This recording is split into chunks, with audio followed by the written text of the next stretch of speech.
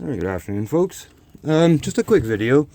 So let's say you've got an old trailer or RV or whatever, and you're not really planning on going anywhere with it, but you need it. Let's say it's a hunting shack, or like myself, you just happen to live in it.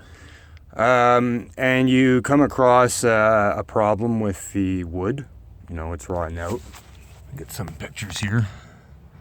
So I already did this corner quite a while back. Well, partially did it anyways.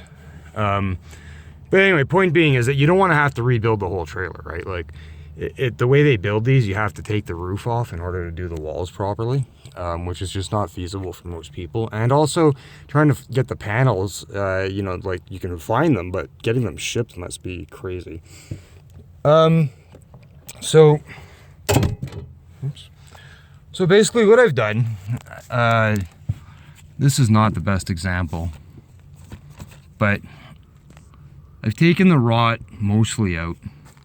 I thought I got further back on that, but anyways, I've taken the rot mostly out and I've put in patches and used staples. Now in this case, I think I might even go back and redo this one because it's really bad. When you see the other ones, you'll see what I mean.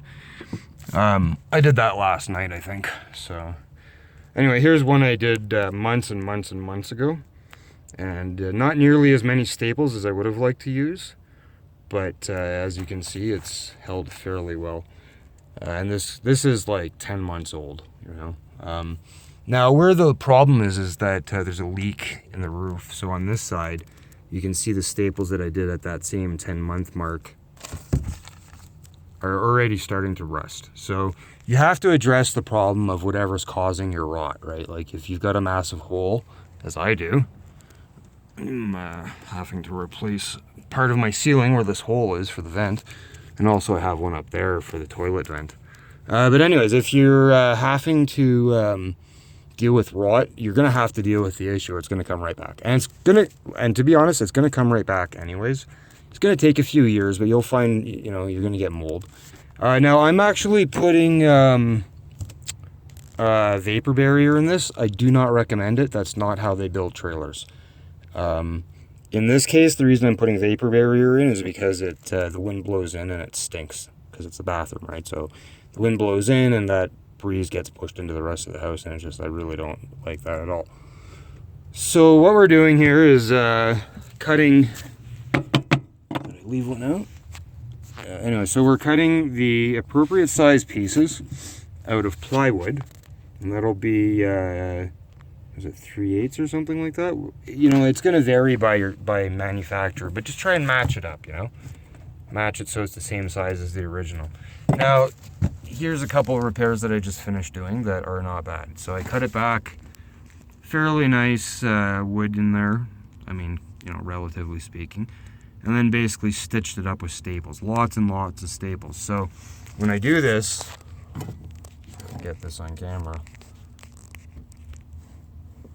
I'll put one here, straddling the line obviously, put one here, but then I'll butt the stapler right up to that staple and drop another one right in under it like that. And then you get that really nice tight pattern.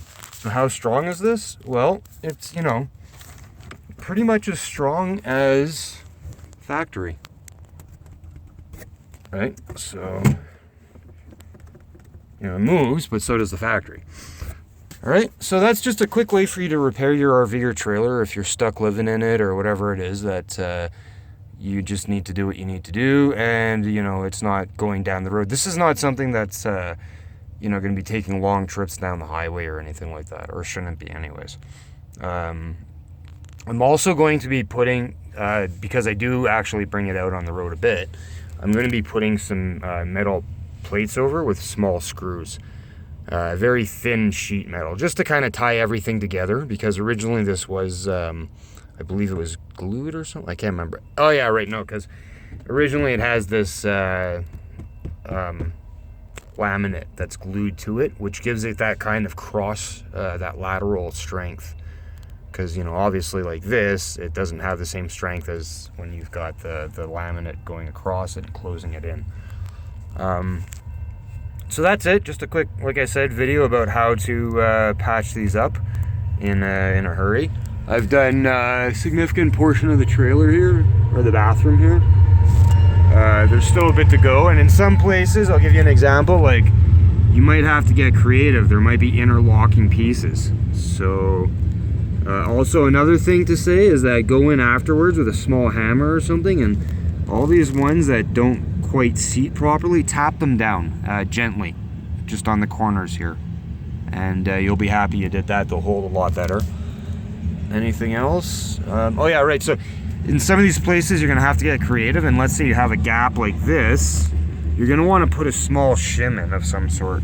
You know, just a little piece of wood, one of your cuts. Don't know if I have one in here, but here's another great example. I'm gonna have to put a shim up in here, right? So yeah, and you know, afterwards you can find some sort of laminate, doesn't really matter what, and just staple it in, cover it up. Whether you use the vapor barrier or not. Like I said, I don't really recommend it, but in my circumstance, I just really don't like smelling my bathroom. However, what that will do, the reason I don't recommend it is the vapor barrier will actually trap moisture in the wall and cause rot to occur faster and progress much quicker. And you know, you can get mold and all kinds of stuff. So on that note, on the mold thing, you'll notice that a lot of these don't really have a lot of mold in. Like, you'll see that there's mold, but it's not like, you know, in an apartment building where you pull it apart and the whole thing has mold across it. In these, you will get mold, but I think because they tend to use a lot of cedar based woods, that it keeps the mold at bay. So that being said, if you can get cedar wood to do your work, that's the best as far as I know. If there's anybody out there that knows better, then you know, feel free to add to the comments. So there you go, good luck, and stay dry. Thanks for watching.